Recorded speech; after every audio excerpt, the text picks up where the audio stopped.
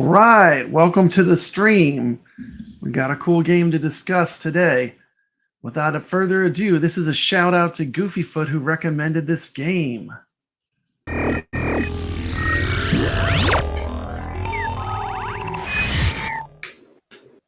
Game ported by Raster. Tell me this doesn't bring back memories.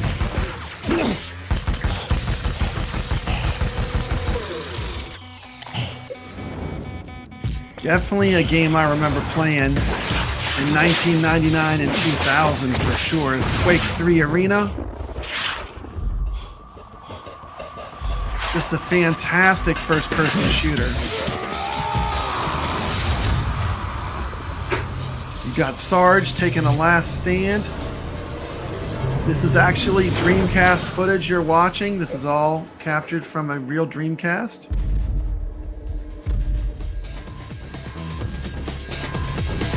Sarge reminds me of Cable. Cable was so popular in the 90s from the X-Men comics. Of course, he's in Marvel vs. Capcom too. Yeah, this trailer, I forgot how good it was when I fired up my Dreamcast to play this. This is how the game starts, and I was like, yeah, that's kind of cinematic. You know, there's been some. You gotta remember, this is a long time ago. We're talking the year 2000, 1999.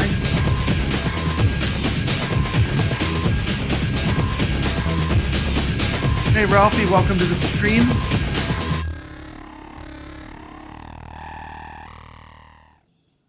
This is papabrad, and today we're taking a look at Quake 3 Arena for the Dreamcast. Quake 3 Arena is a 1999 multiplayer-focused first-person shooter developed by id Software. This is the third installment in the Quake series. Arena is basically a multiplayer game. It's a single player versus computer-controlled bots, or you can play live versus other online players. Welcome to the stream. And Quake 3 to me was always more of a live thing.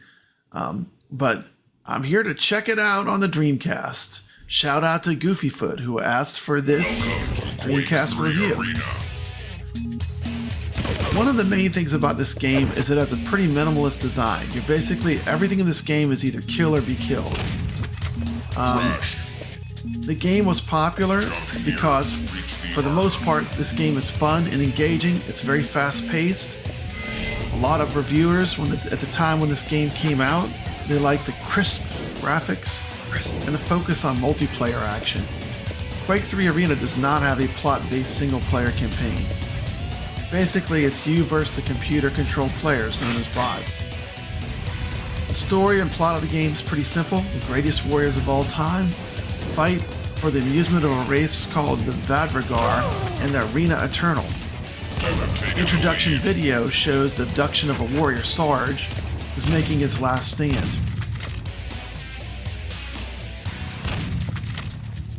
In Quake 3, you have to be the first to make it to 10 on most of them. Most of them are like deathmatch type maps. In 1999, this was revolutionary. Now it's pretty much standard issue. The weapons are balanced. They have a bunch of different kinds of weapons.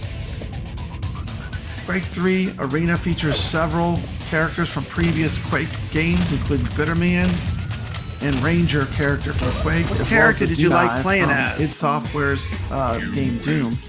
The id co-founder and former technical director John Carmack has stated that Quake 3 Arena is the favorite game he has worked on. The Dreamcast version of Quake 3 Arena was ported by Raster Productions to Sega. This game was first announced on January 29th, 2000 and was released on October 23rd, 2000. The Dreamcast version of Quake 3 features 4-player cross-platform play between Dreamcast and PC players. It's often considered one of the best PC to console ports of its time, thanks to this game having a smooth frame rate and online play. This game can still be played today, and there are people currently playing Dreamcast online, playing Quake 3. This game scores really well in Metacritic. Let's see here. The Metacritic version aggregate score for this game is 92%. Pretty strong. The similarity to PC is very good for the Dreamcast, especially when you use the mouse. Reviews for the game in general were positive, many describing the game as fast and addictive. In my opinion of this game, it holds up pretty well. I'm using the Dreamcast controller to play the game, and as someone who played this a ton on the PC back in the day, I find not using a keyboard and mouse to me is really difficult. Also, it's worth noting that the Dreamcast was before the PlayStation dual stick analog controls. So I think for the technology it has using the Dreamcast controller, it does pretty well. But I can tell you, when I play this on a PC, I am just deadly with my shots, mainly due to the mouse aiming. Now, I have heard that there is a keyboard and mouse that you can get for the Dreamcast and play this. I'm gonna go stop by my local game shop and see if I can pick up either a mouse or a keyboard to give this a shot and see if it's any easier. As the game gets more challenging, I think I'm gonna have a hard time with using the Dreamcast controller. Although I'm sure back in the day a lot of people adapted to using the Dreamcast controller. So for me, I'd probably rate the controls in this game about a maybe 7. The graphics look pretty nice. I mean, back in the day, you know, I'm a nerd, so I had a really high-end PC at the time when this came out, which would have really annihilated the graphics even on the Dreamcast. But for a home console at the time, I'm sure this was really good. It's pretty dope. What do you think? Did you play this on the PC or did you play this on the Dreamcast, or did you play it on both?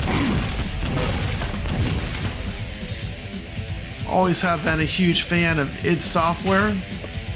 I would love to see a game like Doom, something that doesn't require the up-down control, the mouse controls, to be ported to the iiRcade with multiplayer. That would be fire, because Doom with multiplayer is still a lot of fun. And I think it would translate into an arcade format.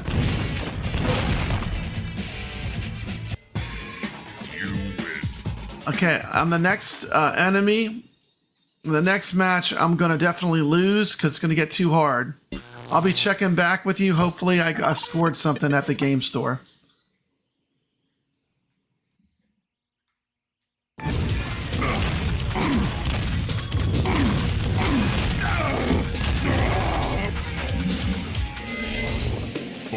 Wins.